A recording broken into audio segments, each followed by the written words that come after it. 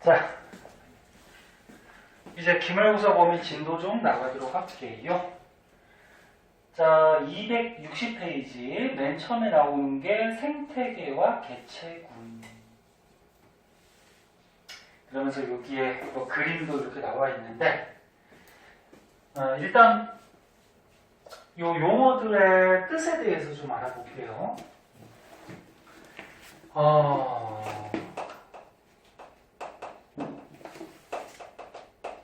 생태계에서 풍학과학에서도 이런 단어들 좀 나왔거든. 개체라는 용어가 있고, 개체보다 좀 큰 개념이 개체군이라는 게 있고, 얘보다 좀 큰 개념이 군집이라는 게 있고, 생태계라는 게 있어요. 그러니까 개체들이 모여서 개체군, 개체군이 모여서 군집, 군집이 모여서 생태계, 이렇게 되는 거죠. 개체는 뭐지? 생명체 하나를 개체라고 해요. 하나의 생명체. 그러니까 사람으로 따지면 지금 교실에 선생님까지 포함해서 5명이 있죠. 그러면 교실의 개체가 5명이 되는 거야. 네? 꼭 동물만 얘기하는 건 아니고 식물, 뭐 아무튼 살아있는 것들 하나하나의 생명체. 그럼 개체군은 뭐죠? 한 종류의 무리. 그러니까 예를 들어서 여기에 지금 그림으로 사슴이 나왔는데 사슴 맞지? 사슴인데 사슴 한 마리는 개체라고 하고 사슴의 무리가 있어요. 이렇게 한 종류의 무리를 개체군 그렇게 얘기하는 거예요. 그러면 군집은 어느 한 지역에서 여러 종류의 무리. 너는 예를 들어서 이 산림지대가 있는데 산림지대에 사슴 무리만 있는 건 아니죠. 사슴 무리도 있고, 곰 무리도 있고, 뭐 독수리 무리도 있고, 뭐 나무가 있으면 뭐 소나무 무리도 있고, 이렇게 한 지역에서 여러 종의 무리를 군집이라고 하고, 가장 큰 개념으로 생태계는 생물들이 사는 환경과 거기에서 존재하는 생물까지 합해서 이거를 생태계라고 하죠. 그래서 생태계가 가장 큰 개념. 그래서 여기만 보면은 뭐 산림지대 생태계가 있을 거고, 이런 강의 생태계가 있을 거고, 뭐 하늘 이런 생태계가 있죠. 근데 산림지대, 강, 뭐 하늘 요 환경들이 다 다르잖아. 그럼 거기에 사는 생물들의 종류도 어떨까? 다르겠죠. 그래서 단어들의 뜻만 좀 알아두시고 큰 개념이 각 생태계가 가장 큰 개념이야. 뭐 어렵지 않을 거고요. 그 밑에 보면 이제 초등학생들도 배우는 생태계의 구성 요소 이런 게 나와요. 주연이 하다 많이 졸리면 얘기해. 너 눈이 뻘건 것 같아. 많이 졸린 거야? 앞에서 뭐 얘기를 그래? 학술지 준비했다고? 다녀왔다고? 어디를? 어디 학술지? 그래? 거기 왜 갔어? 가야 되는 거야? 아니 1학기 초에 팀을 따서 저희 학교 내에서 뽑고 그걸 이제 인천대 그래서 다른 학교들 모여가지고 그래 교류해가지고 하는 건가? 그래요. 여러 가지 활동하는 게 좋죠. 아이고 피곤하겠네. 자, 그 다음에 여기 보자. 자, 처음부터 잘 보세요. 쉬워도 기말고사 때 처음부터 잘 배워둬야지 또 뒤에 가서 문제 또 잘 풀지. 자, 생태계 구성 요소 그래가지고 크게 생태계에는 생물적 요인하고 비생물적 요인이 있어요. 그러니까 생태계가 있을 때 이 생태계 안에는 생물적 요인,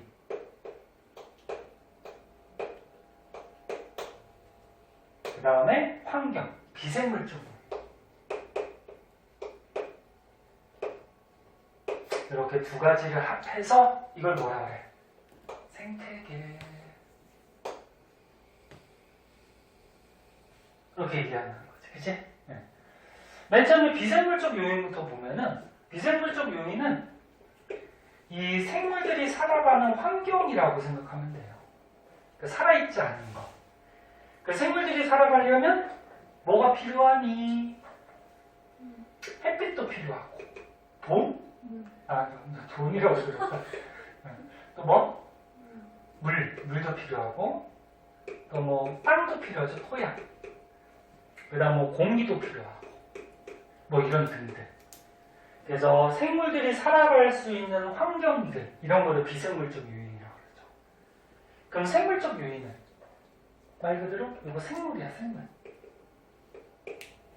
그래서 초등학교 때도 배우는 생산자가 있고, 또 뭐 있니? 소비자가 있고, 또 뭐 있니? 분해자가 있죠. 생산자는 알다시피 광합성에서 양분을 스스로 만드는 애들, 식물 같은 거 보통 얘기하고, 소비자는 뭐지? 먹이를 먹고 살아가는 거죠. 소비자. 분해자는 생산자나 소비자 생명체가 죽었을 때 분해시켜서 이제 뭐 땅이나 공기의 성분으로 되돌리는 뭐 세균, 뭐 미생물들 그런 거 얘기하죠. 사람은 어디에 들어가? 소비자에 들어가지. 먹이 먹어야 되니까. 자, 그래서 생태계를 이렇게 크게 두 가지로 나누는데, 이 생물들끼리도 서로 영향을 줄 거고, 그 다음에 생물하고 환경도 서로 영향을 주는데, 환경이 생물한테 영향 주는 거를 작용한다라고 얘기하고, 생물이 환경한테 영향 주는 거를 반작용한다, 이렇게 얘기를 해요. 그래서 선생님이 이렇게 그림으로 그린 거 오른쪽 책에 나올 텐데, 그때 가서 다시 한번 얘기하겠지만 간단하게 한번 봐봐. 예를 들어서 햇빛을 받아서 식물이 광합성했다, 이런 말이 나오면 햇빛, 비생물적 요인이지. 햇빛을 받아서 생산자, 식물이 광합성을 했다. 그럼 요거는 작용이라고 그러고, 거꾸로 식물이 죽어서 땅에 거름이 됐대. 토양의 거름. 그러면 생산자 식물이 죽어서 토양의 성분이 됐대. 그럼 생물이 비생물한테 영향 주는 거죠. 이런 건 반작용이라고 해요.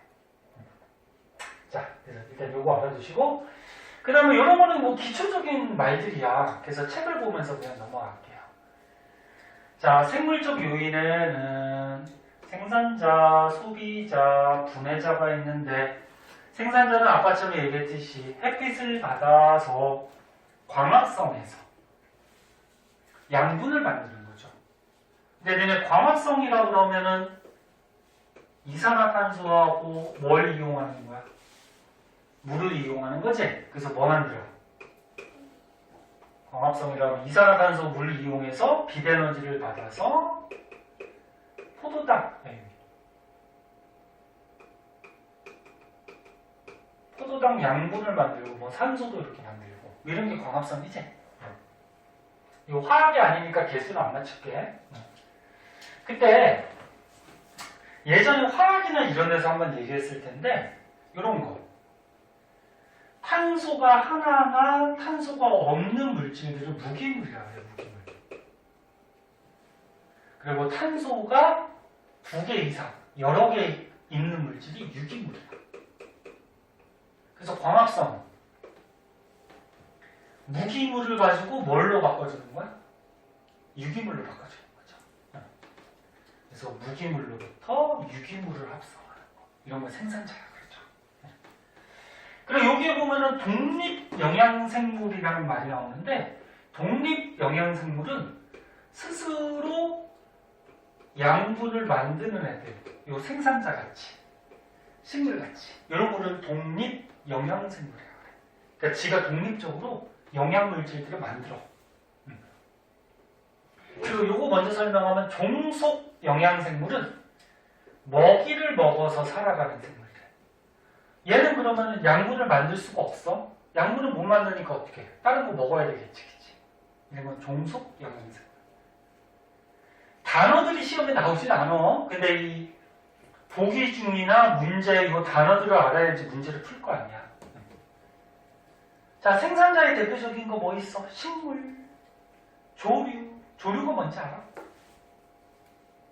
뭐, 어? 새?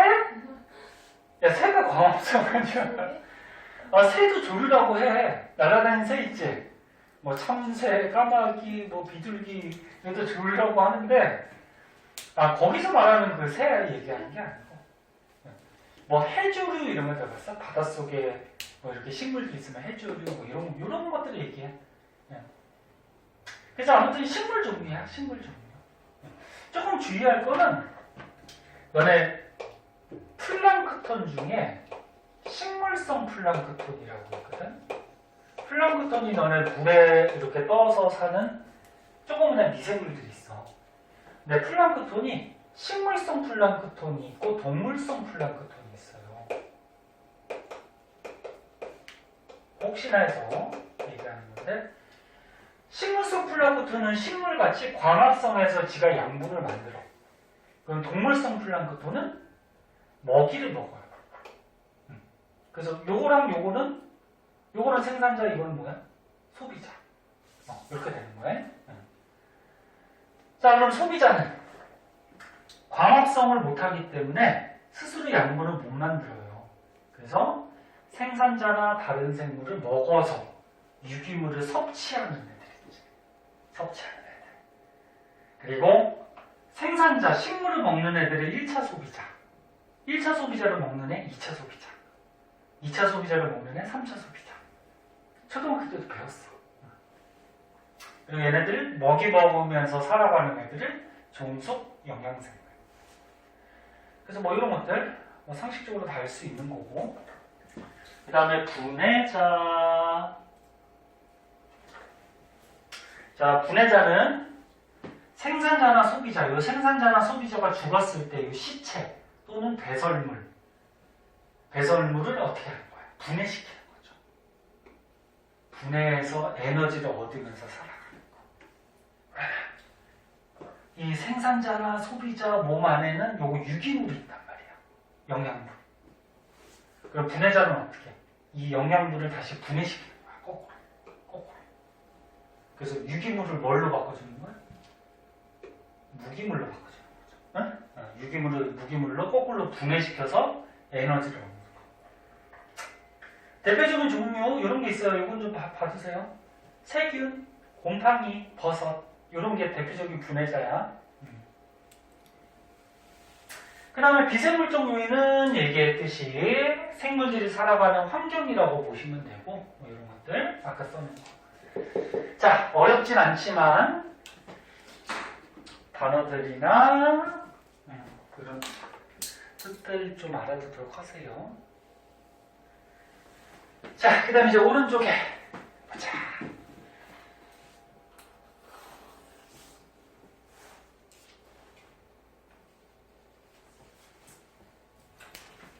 너네가 저기 고등학생인데 힘들긴 하지만 조절을 잘 해야 돼. 선생님도 만약에 오늘 수업이 많다 그러면 오늘 수업이 많은데 너무 저기 늦게 자지 않고 일찍 자고 오늘 수업이 많으니까 일찍 자고 그 다음에 컨디션도 좀 조절을 하고 그렇게 해서 수업을 하거든요. 그럼 너네들도 마찬가지 앞에 뭐 어디를 갔다 오거나 또는 학원이 많거나 그러면은 자기가 좀 잘 조절을 해서 전날에 좀 일찍 자고 네? 그래야지 다음날 활동하는데 문제가 없으니까. 지현이 졸리면 얘기해. 한 대 맞으면 정신이 바짝 들어요. 아니야? 자, 자, 그래서 오른쪽 그림은 선생님이 여기다 그려준 거야.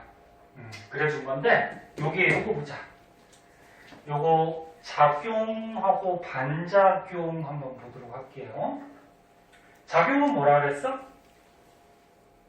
비생물적 요인, 환경이 생물적 요인, 생물한테 영향 주는 거라 그랬죠?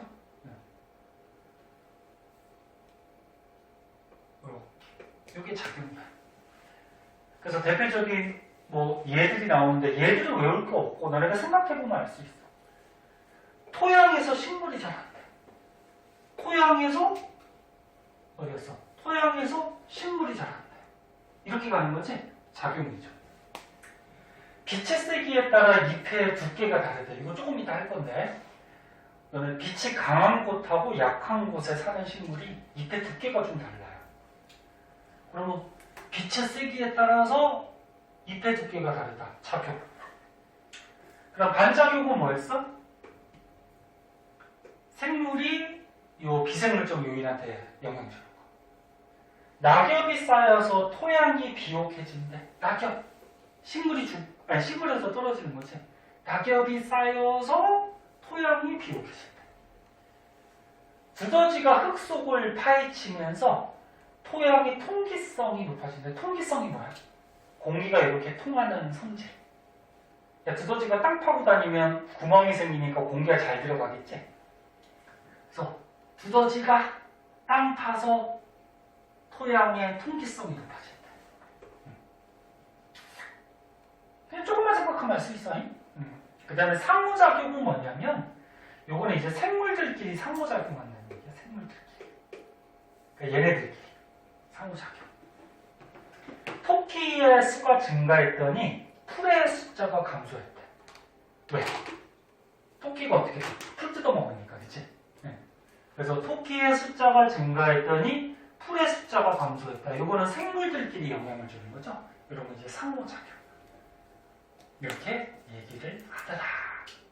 자, 그래서 뭐 어려운 거 아니니까 한번 봐주시고. 자, 밑에 있는 개념 확인 문제는 뭐 쉬울 거예요. 쉬울 거니까 좀 풀어오시고. 이거 사진 찍을까?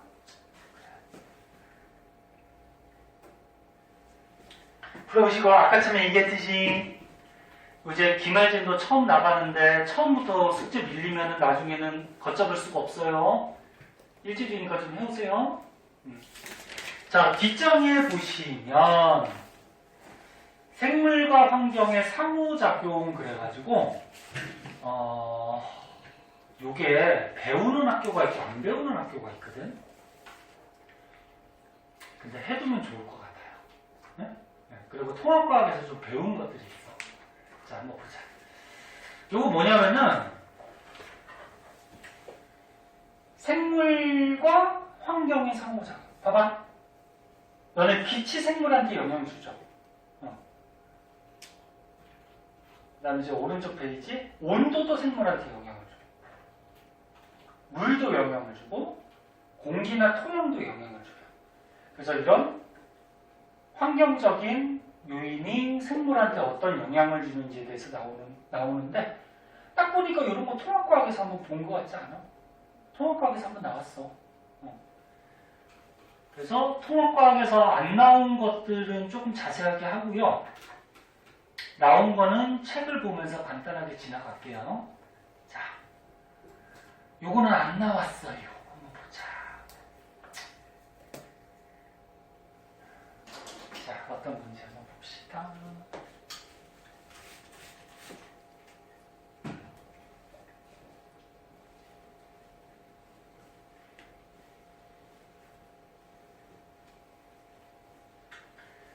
자, 빛이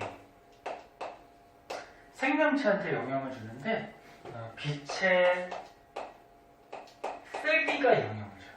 그러니까 빛이 강할 때랑 약할 때. 근데 요거는 통합과학에서 배웠어. 강한 빛에서 살아가는 식물들은 어떤 특징이 있냐면 잎이 두꺼워요. 그러니까 빛이 강해. 응? 빛이 잘 드는 곳에서 살아가는 식물들이야. 그 빛이 강하니까 어떨까? 광합성을 많이 하니 적게 하니? 많이 하겠죠. 그 광합성을 많이 한다라는 거는 요 잎 속에 엽록체가 많이 있겠지. 그래서 니네 이 엽록체가 있는 여기 잎을 확대해서 본 건데 엽록체가 있는 부분이 요 울타리 조직, 해면 조직, 그 다음에 뒤에 뭐 공변세포 이런 곳이 있는데 대표적으로 이 울타리 조직을 한번 보면 울타리 조직은 여기에 이제 엽록체가 이렇게 세로로 울타리 같이 굉장히 많은 곳이 울타리 조직이에요. 근데 강한 빛에서 살아가는 식물들은 잎이 두꺼운데 두껍다는 거는 입안에서 뭐가 발달되어 있다? 울타리 조직이 발달되어 있는 거예요. 그래서 잎이 두꺼워요. 엽록체가 많아서. 그러면 엽록체가 많은 만큼 광합성 양이 많을까 적을까? 많겠죠. 광합성을 많이 하겠지.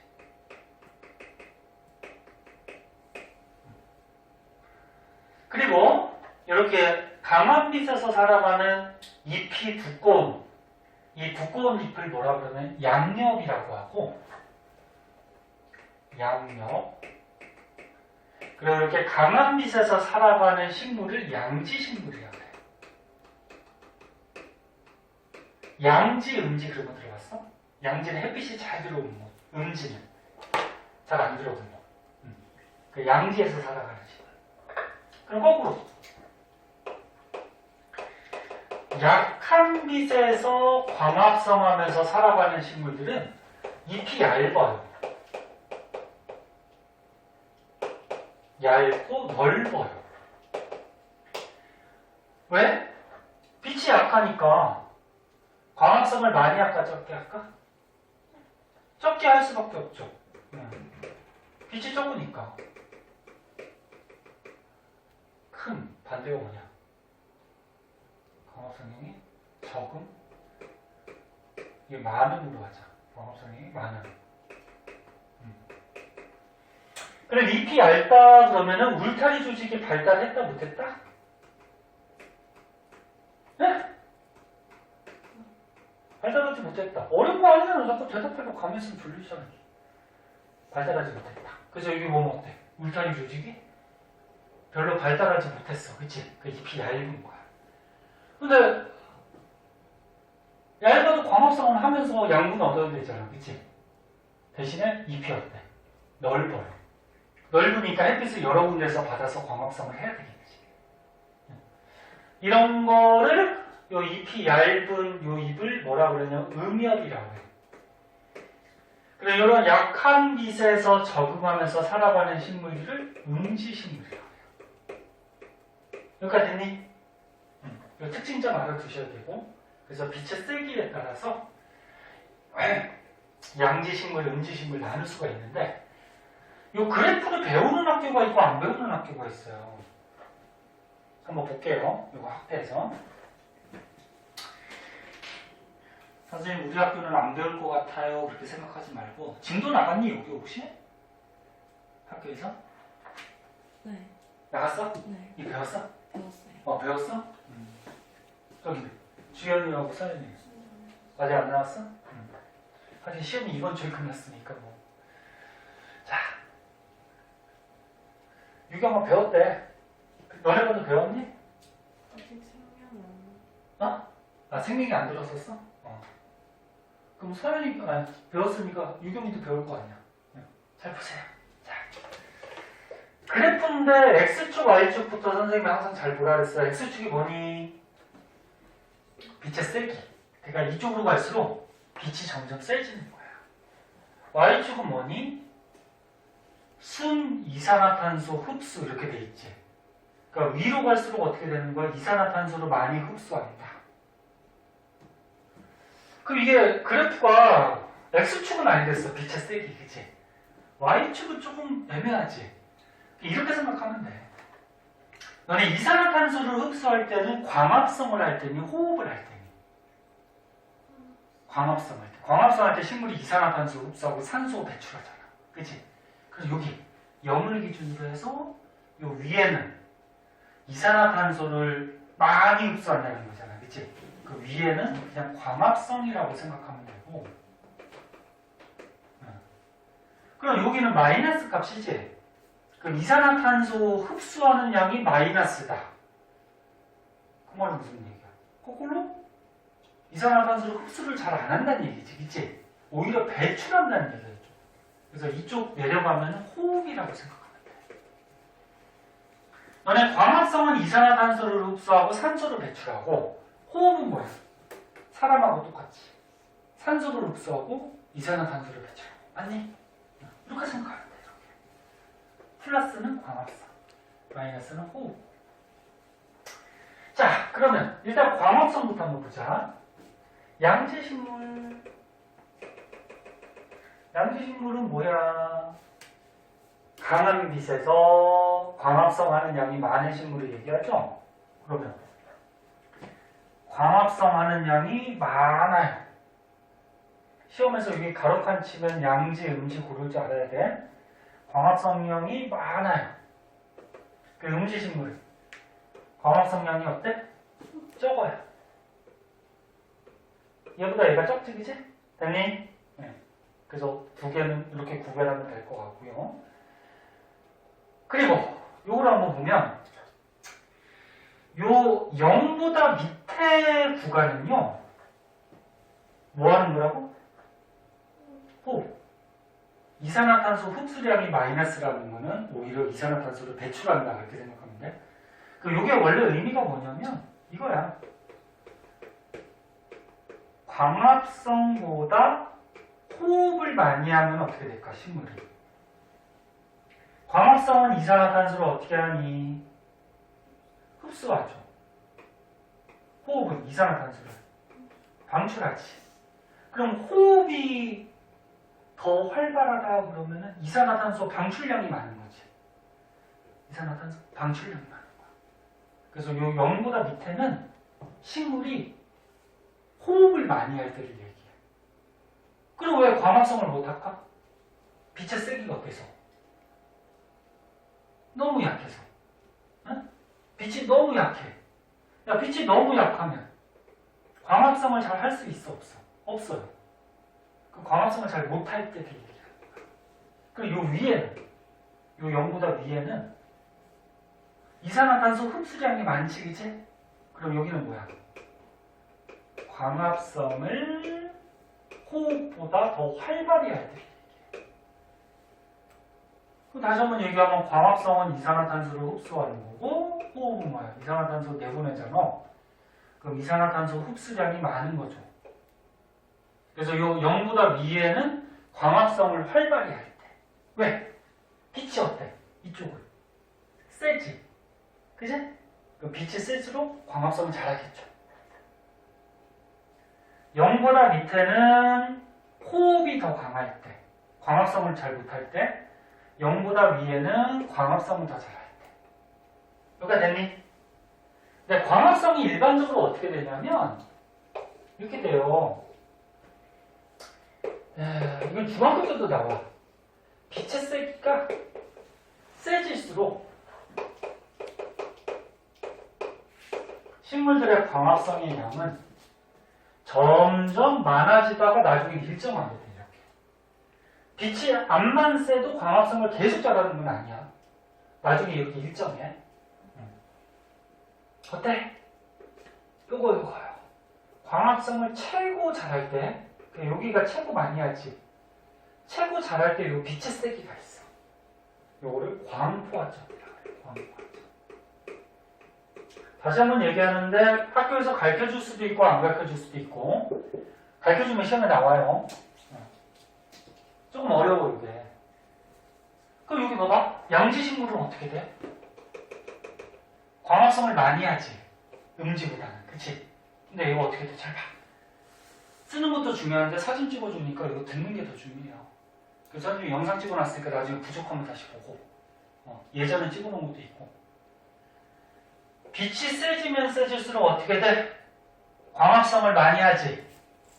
근데 계속 많이 하는 게 아니야. 나중에 어떻게 돼? 일정하게 되죠.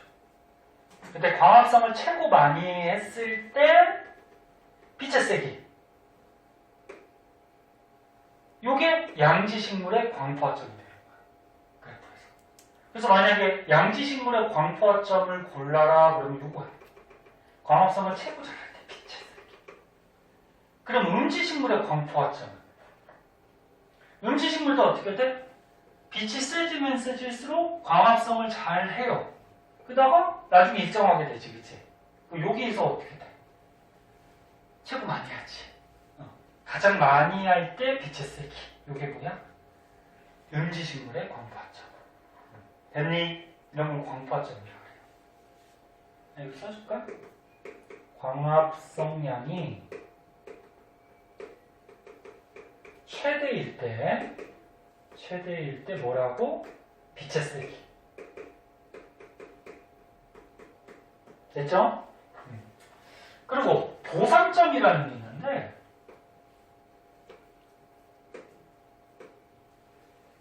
보상점은 지금 표시가 어디에 돼 있어? 여기 0일 때가 보상점이죠. 양지식물, 음지식물. 그치? 그러면 선생님 아까 뭐라 그랬어? 요 그래프 밑에는 빛이 약해서 호흡이 더 강할 때, 그 다음에 0보다 위에는 빛이 강해서 광합성이 더 강할 때. 그럼 요 0인 지점, 보상점은 무슨 얘기일까? 보상점은 광합성하고 호흡량이 같을 때. 여기를 보상점이라고 해요. 그러니까 플러스 광합성과 마이너스 호흡량이 같으니까 0이 되겠죠. 이해할 수 있겠니? 그래서 요거 명칭들 좀 봐주시고요. 그 다음에 요거 양지식물, 음지식물 특징점들 알아두고. 됐어요? 네. 시험이 너네 12월 초중순이라서 날짜가 많지가 않아요. 그래서 빨리빨리 해야 돼. 기말고사는 늘 이래요. 늘 시간이 모자라.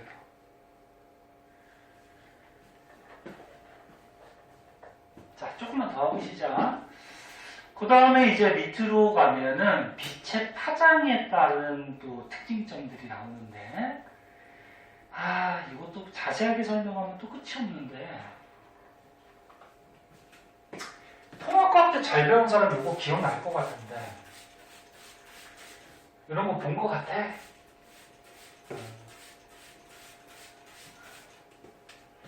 요거 자세한 원리는 생략을 할게요. 그것까지 설명하면은 약간 물리 쪽하고도 관계가 있고 시간이 좀 너무 오래 갈 것 같아. 이게 빛의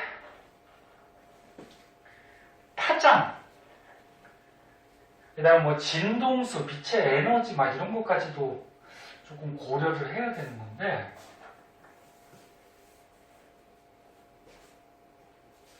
자, 보자.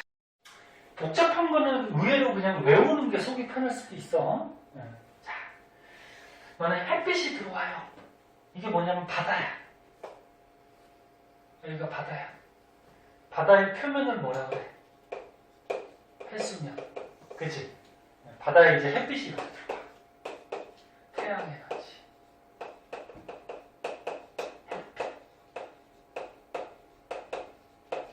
햇빛이 들어오는데, 그럼 바닷속에 이런 식물들이 있어. 식물들이 햇빛 받아서 뭐하니? 광합성 하죠? 이 식물들이 광합성을 할 거야. 물속의 식물들도 광합성해요. 광합성을 하는데, 광합성할 때 무슨 빛을 이용하냐면 햇빛 속에 가시광선을 이용해요. 가시광선이 뭐지? 그 사람 눈에 보이는 빨주 노초 파남보, 빨주 노초 파남보 이런 건데, 빨간색을 다른 말로 적색이라고 하고 보라색 쪽은 청색 계열이야. 여기 청색, 붉은색, 청색. 그런데 자세한 원리를 생략을 하고 빨간색하고 보라색 중에 아는 사람도 있을 텐데, 보라색 쪽이 에너지가 커요. 그리고 파장은 짧아요.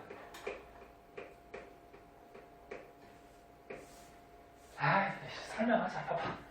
보라색 빛도 파동인데 보라색이 이렇게 진동을 많이 해. 빨간색이 어떻게 돼? 진동을 조금 해. 그럼 딱 봐도 누가 에너지가 더 커 보이니? 보라색이 커 보이지. 얘가 에너지가 커. 근데 파장이 뭐지? 중학교 때도 혹시 나오는데 요 마루에서 마루, 요 골에서 골, 여기 거리가 파장이야. 그럼 에너지가 큰 놈이 요 파장이 어때? 짧아요. 그럼 얘는 어때?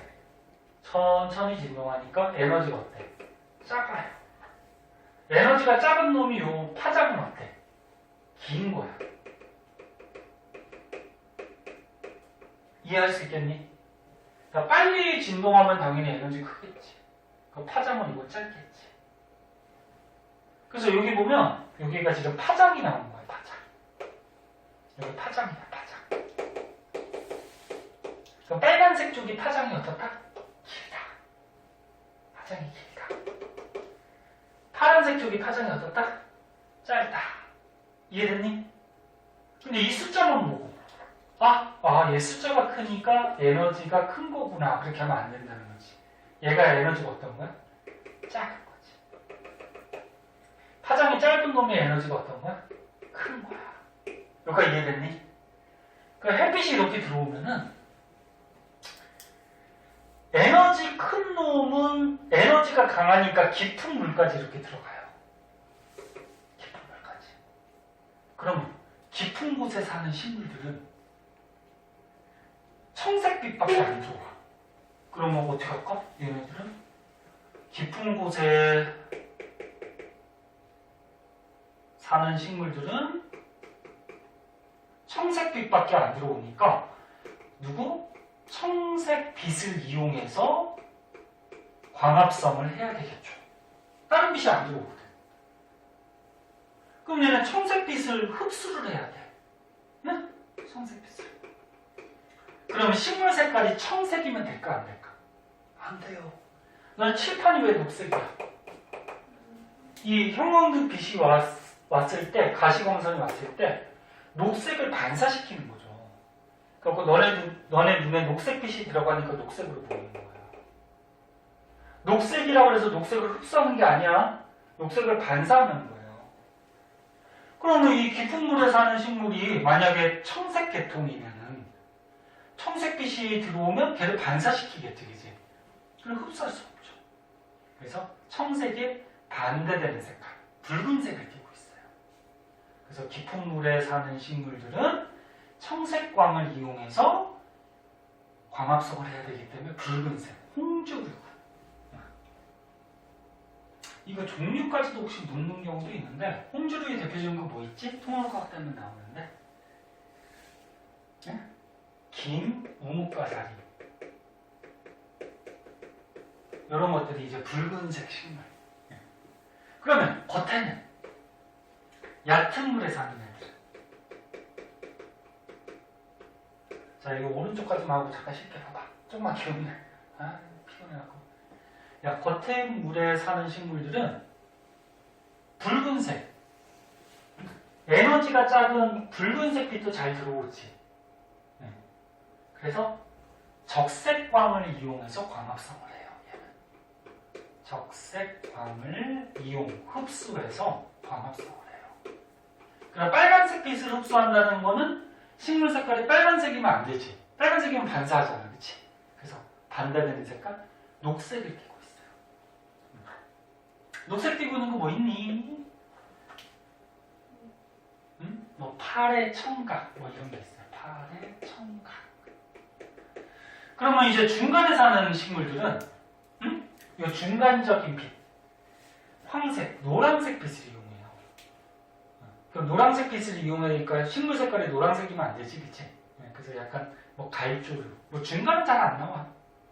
중간에 이런 게 미역 다시마, 미역 다시마 갈색 띠잖아. 요 얘까지는 안 나올 수 있는데 혹시 알아두세요. 네? 그래서 이건 뭐야? 요거의 결론은 뭐야? 빛의 파장이, 이렇게 파장이 식물한테 영향을 주는 그런 내용이다. 선생님 조금 자세하게 했는데 학교에서 간단하게 하고 넘어갈 수도 있어요. 간단하게 하면 시험에 뭐 그냥 간단하게 나오겠지? 자, 그 다음에 그래도 니네 시험 끝나고 기말고사 처음 하는 거라서 다들 그래도 열심히 하네. 이게 계속 가야 되는데 조금 지나면 또 이제.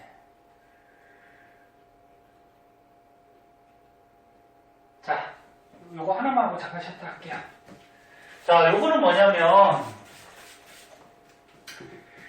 통합과학에서 한번 배웠어요. 선생님하고 배운 사람도 있고 너네 학교나 다른 학원에서 배운 사람도 있고. 서른이 선생님하고 했지 이거. 유경이도 했지. 둘은 했으니까 기억이 날 거야. 물어봐야지. 자, 보세요. 요 첫 번째, 두 번째 요거는 뭐냐면 1조 시간. 1조 시간이 뭐니? 햇빛 받는 시간. 낮하고 밤이 있는데 낮이 길어지는 시기가 있어. 얘네 그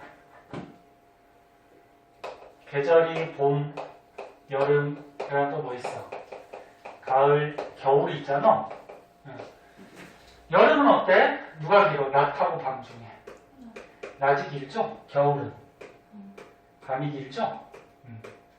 그러면 봄은? 봄은 겨울에서 여름으로 넘어가는 거지. 겨울에서 여름으로 넘어가니까 낮의 길이가 점점 어떻게 되는 거야? 길어지는 시기지. 낮이 길어지는 시기야. 그럼 가을은? 여름에서 겨울로 넘어가는 시기니까 낮의 길이가 어떻게 되는 거야? 짧아지는 시기죠.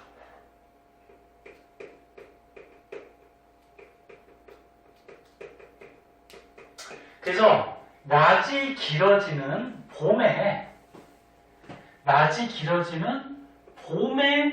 꽃이 피는 식물이 있고,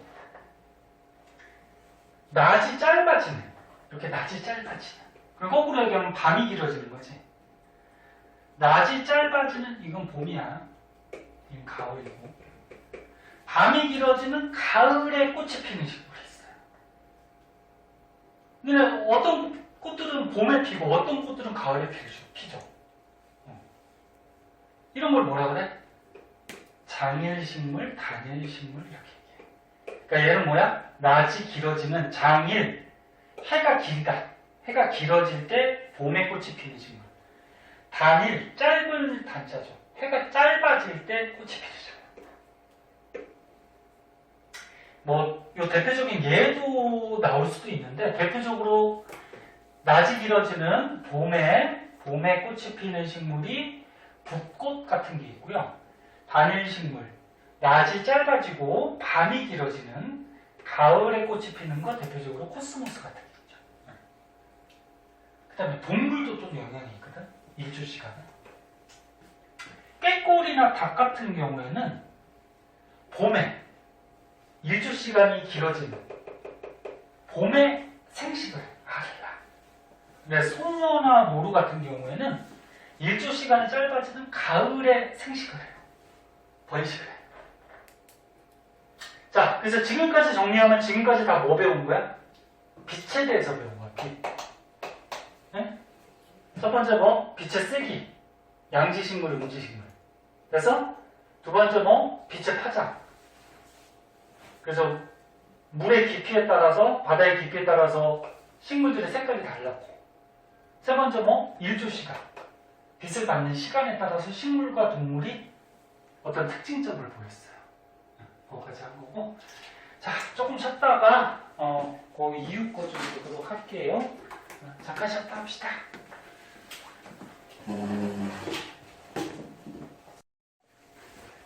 자, 좀만 기운 내고 볼게요. 지금까지는 빛이 생물한테 영향 주는 거 배웠고요. 이제 263쪽 오른쪽 페이지에 보면 뭐가 나와?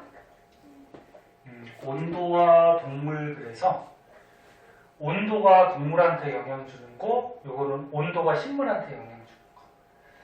요거는 간단해서 통합과학 때도 배웠고 그냥 책을 한번 읽어보고 끝낼게요. 개구리하고 뱀 같은 경우에는 추워지면 어떻게? 겨울잠 자죠 그냥. 예. 그 다음에 철새들은 어떻게 돼요? 자기한테 맞는 온도를 찾아서 이동해 다니지. 그래서 추운 곳에 사는 철새들은 우리나라가 여름이 되면은 다른 데 추운 지방으로 날아갔다가 겨울이 되면 어떻게 돼? 다시 오죠? 뭐 이렇게 장소를 이동하고. 그 다음 요거는 이제 가끔 시험에 나오죠. 추운 지방에 사는 포유류는 말단 부위가 작고 몸집이 크다. 그래서 대표적으로 북극여우, 홍합과학 때도 잘 나왔죠. 북극여우는 어때? 이 사막여우보다 몸집이 커요. 그러니까 몸에 지방이 많아.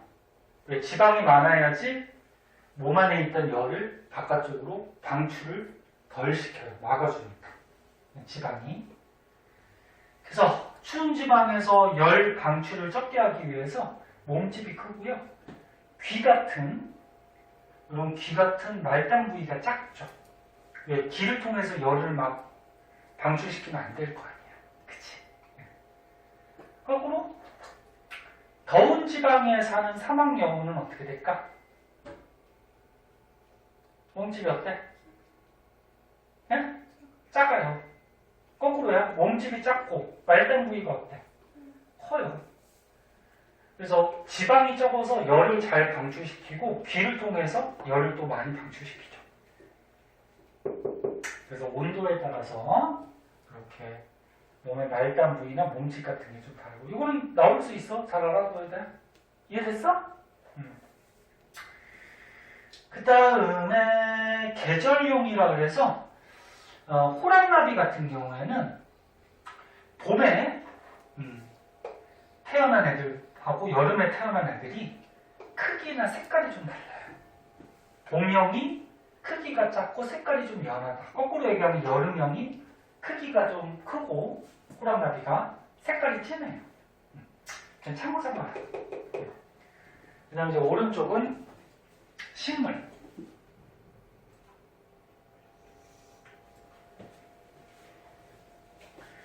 자, 식물들도 이제 온도의 영향을 받아서 어떤 특징점들을 나타내게 되는데,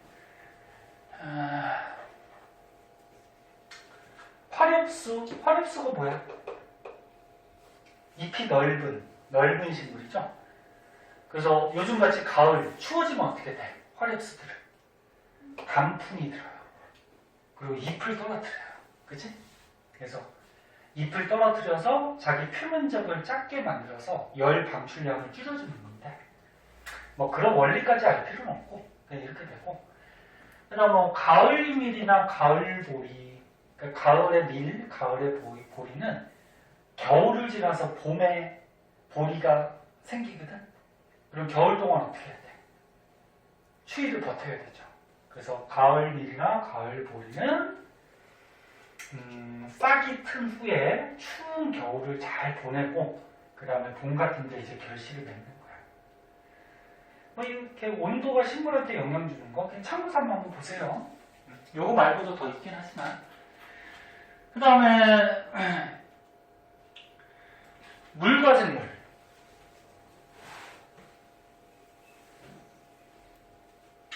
만약 곤충의 껍데기가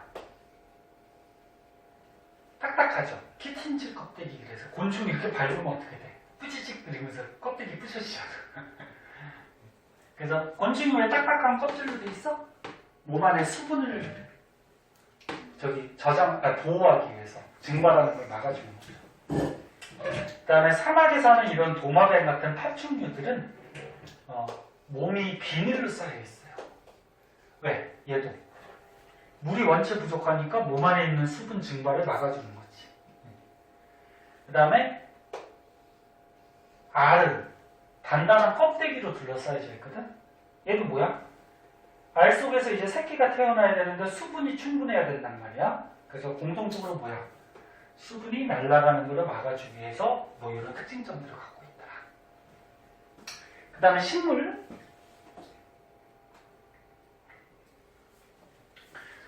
뭐 여러 가지로 분류를 해놨는데,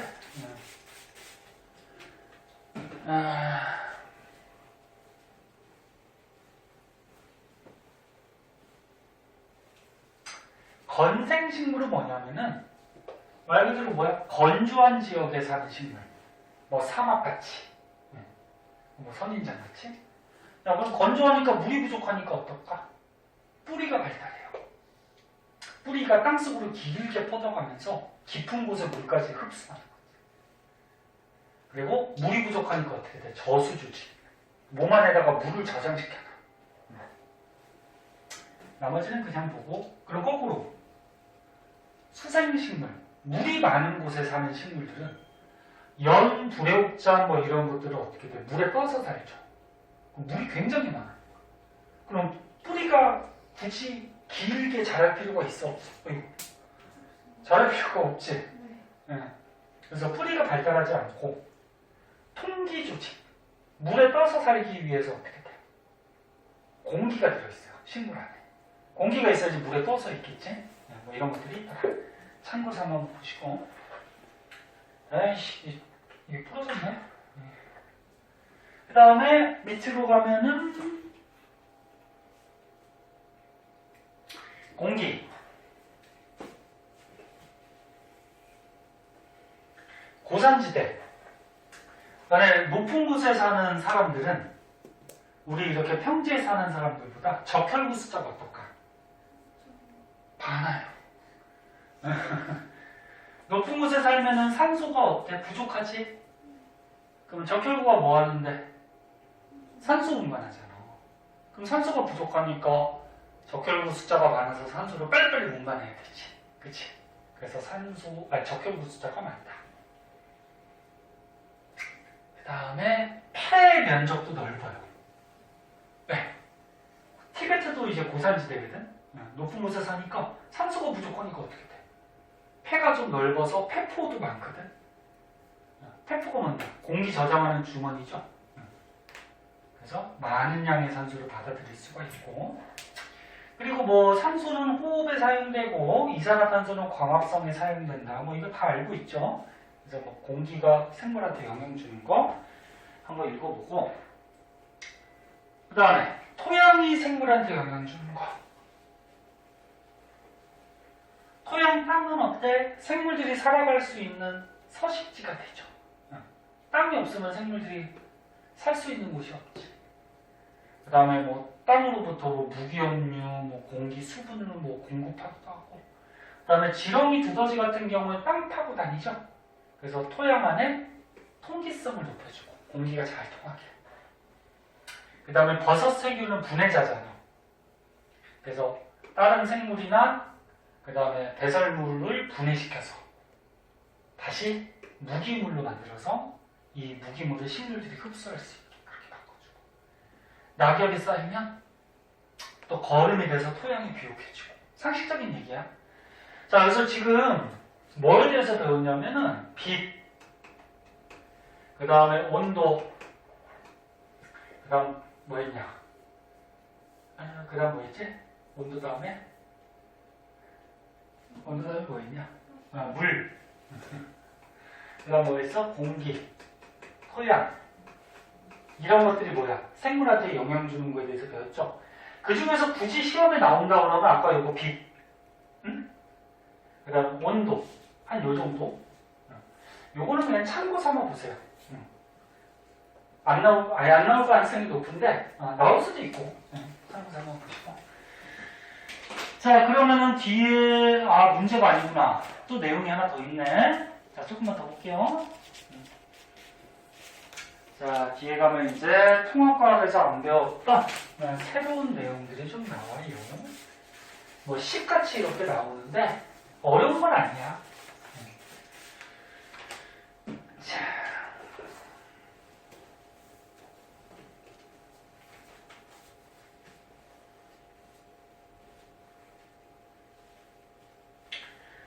그리고 뒤에 있는 문제는 선생님이 얘기 안 해도 배운 부분은 자연적으로 숙제니까 꼭 해보시고, 틀린 거, 헷갈리는 거는 체크해서 가져오세요. 가져오시고. 잠깐만, 선생님 이거 분필 부러져서 좀 교체 좀 하고 그러고 할게요. 왜 부러졌지? 주연이가 쉬는 시간에 수업하기 싫어서 부러뜨리는 거 아니에요, 이거? 네? 들켰다고?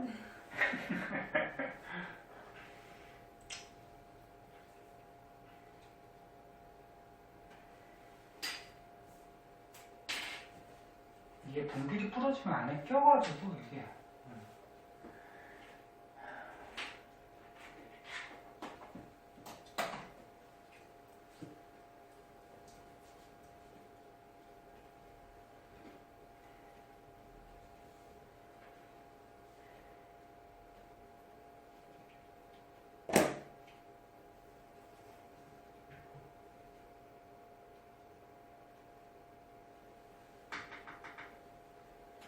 자, 오케이.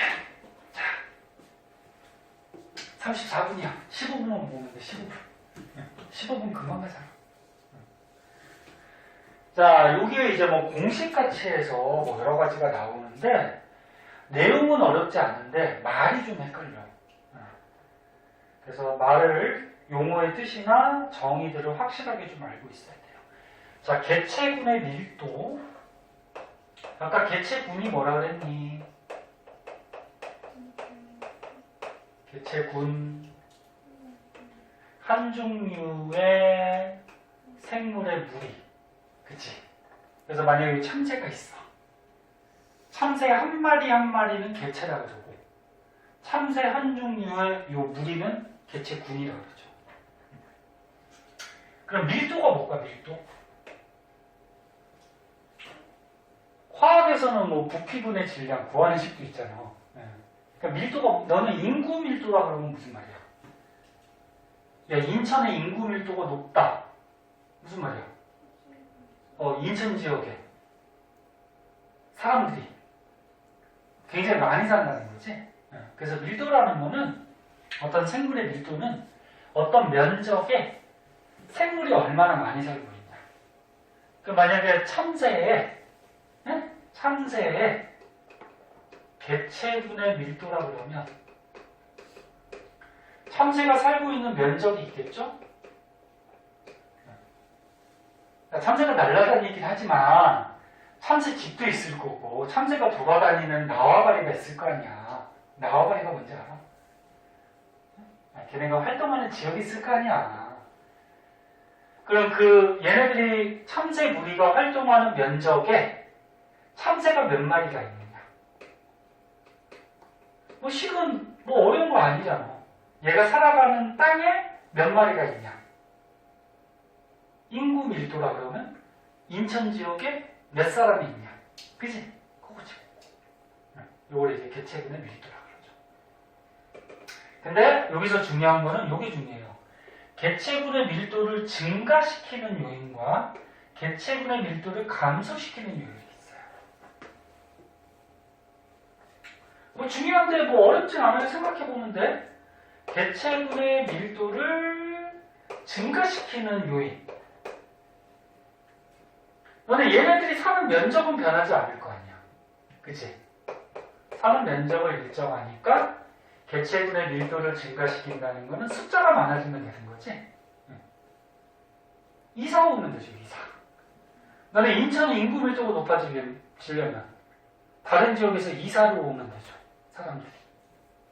그래서 이사 오는 거를 이입한다. 이사 오면 돼요.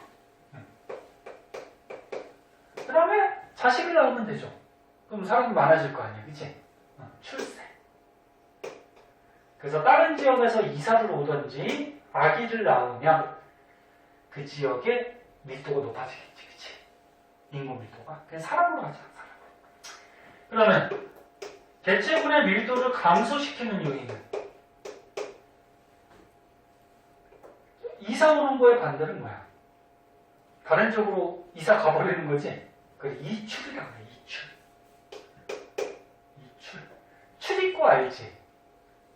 출입구. 출이 뭐야? 나가고. 입이 뭐야? 들어오고. 네? 이 지역으로 들어오고, 이 지역에서 다른 지역으로 나가고. 그 다음에, 태어나는 거에 반대.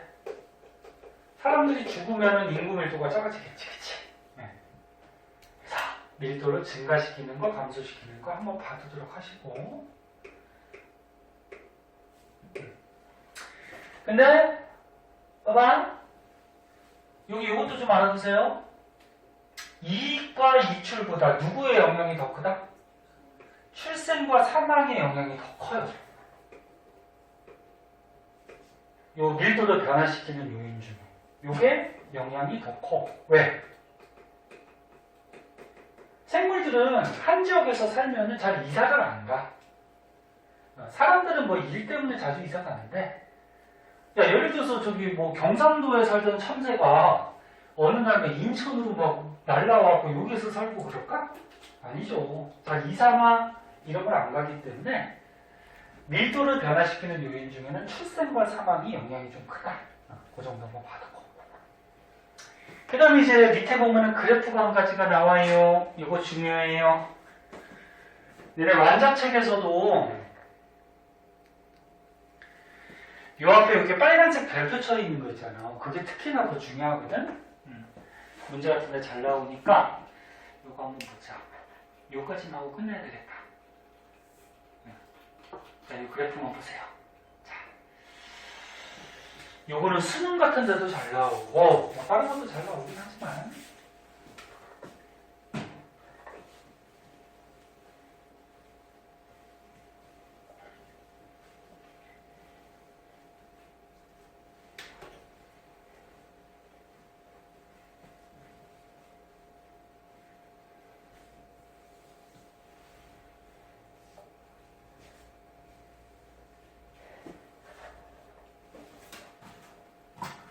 자, 그래프는 항상 얘기하듯이 얘들아 X축, Y축 잘 보시고 그 다음에 뭘 배울 때 제목 항상 잘 보세요. 응? 제목이 뭐야? 이 내용의 핵심적인 단어잖아, 그치? 네, 뭐든지 제목 잘 보시고. 자, 제목이 뭐야? 개체분의 생장 곡선. 생장이 뭐니? 잘한다는 거죠? 잘한다. 네. 자, 근데 그래프로 보니까 지금 Y축하고 X축 이렇게 있는데 X축이 뭐니? 시간. 자, 시간이 지남에 따라서 Y축은 뭐니? 개체수. 사람으로 예를 들게. 만약 시간이 지남에 따라서 사람이 자꾸 자식을 낳잖아. 자식을 낳으니까 사람의 숫자가 어떻게 돼야 돼? 증가해야 돼. 증가해야 돼. 그래서 여기 보면 이런 말이 있어. 이론상의 생장 목상. 사람이 결혼해서 자식들을 막 낳다 보면 사람은 좀 자식 낳는 숫자가 적지만 뭐 동물들이나 이런 거는 엄청 많이 낳죠. 그래서 이론상은 생물의 숫자가 시간이 지날수록 이렇게 늘어나야 돼. 이론상 생물의 숫자. 여기서 생장 곡선이라고 해서 생물 하나가 자라는 곡선이 아니야. 생물 숫자가 많아진다는 거죠. 근데 이론상은 이렇게 생물 숫자가 막 많아져야 되는데 실제는 어떻게 되냐면 생물 숫자가 많아지다가 더 이상은 증가하지 않아요. 이게 실제 생물들의 개체수 이렇게 돼요. 그럼 우리가 이론상으로는 증가해야 되는데 실제로는 증가하지 못해. 왜 그러냐면 이만큼의 환경 저항 때문에. 환경 저항이 뭐냐면 생물들이 살아가다 보면은 야, 생물 숫자가 막 많아져. 그러면 얘네들이 사는 서식지가 어떻게 될까? 부족해지겠죠. 그 다음 먹이도 어떻게 돼? 부족해지지. 그 다음에 얘네들이 또 세력 다툼을 할 수도 있고 배우자를 차지하기 위해서 세력 다툼도 할 수 있고 이런 것들이 환경저항이에요. 그래서 실제로는 이론상으로는 생물들이 숫자가 계속 증가해야 되는데 막 먹이, 서식지, 뭐 배우자 뭐 이런 거에 의해서 생물이 계속 숫자가 늘어나는 건 아니야. 어느 정도 한계가 있다라는 거야. 그때 누가 자꾸 갖다 버리냐. 여기 점선이 그려져 있죠. 어디에서 더 이상 못 늘어났어? 개체수가 요만큼에서 더 이상 못 늘어났지, 그치? 이게 뭐냐면 환경 수용력이라 그래서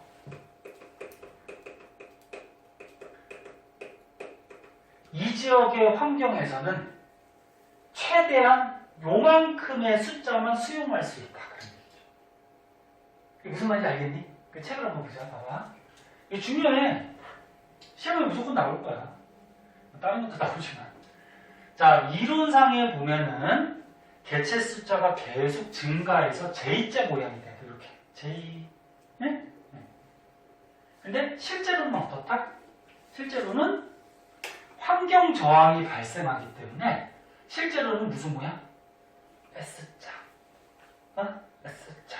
생장 목소리를 그래요. 그럼 환경 저항이 뭐냐? 생물들이 살아갈 때 개체군의 생장, 그러니까 숫자를 억제하는 요인인데 방금 얘기했듯이 뭐 서식지나 먹이 부족, 먹이 부족이 가장 큰 원인이죠. 생물들이 더 많이 증가하죠. 굶어 죽는 애들이 많이 생기겠죠. 뭐 노폐물의 축적, 뭐 개체 간의 경쟁, 뭐 질병, 뭐 여러 가지 요소들이 있죠. 이런 생물들이 살아가는데 억제되는 요소들이 있기 때문에 실제로는 이런 모양, S자. 근데 요거 더 이상 증가하지 못하고 최대값을 가질 때 이걸 뭐라고 해? 환경 수용력. 최대로 많아질 때. 보지 알겠니? 네, 그리고 여기다 가로판 치고 고를 수 있어야 돼. 실제인데 이만큼의 환경 저항력 때문에 실제는 이 이론인데 실제는 이렇게. 그치? 자, 그래서 이거 실험으로 했는데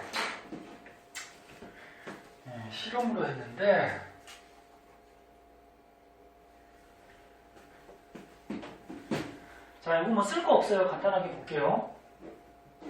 보이지? 지금? 보이지? 네, 빨리 끝내기 위해서. 자, 시험관 8개에다가 이 효모가 살아갈 수 있게 뭐 영양분도 넣어주고 살아갈 수 있는 조건들을 만들어줬어요. 그럼 효모가 어떻게 할까? 막 번식하겠지. 효모는 이분법이라고 해서 그냥 둘이 쪼개지면 아니 추락법이다. 여기서 꽃같이 튀어나와서 자식이 되거든. 그래서 번식 속도가 되게 빨라요. 그래서 시간이 지났더니 어떻게 됐어? 20마리, 50마리, 120마리, 210마리, 230마리 계속 증가했지. 근데 더 이상은 증가해 못해. 못해요. 이유가 뭘까? 시험관에 놓고서 했으니까 야, 시험관 안에 효모들이 막 늘어나다 보면 더 이상 이 효모들이 번식할 수 있는 장소가 있어 없어? 없겠죠. 그 서식지 부족 또는 이 안에 뭐 포도당 수용에 영양분을 넣어뒀지만 효모가 많아지다 보면 영양분을 먹이를 많이 먹을 거 아니야. 그럼 먹이 부족 뭐 이런 것들 그치. 그래서 생장 목성이 어떻게 돼? S자. 됐니? 이런 모습을 실제로 보이더라.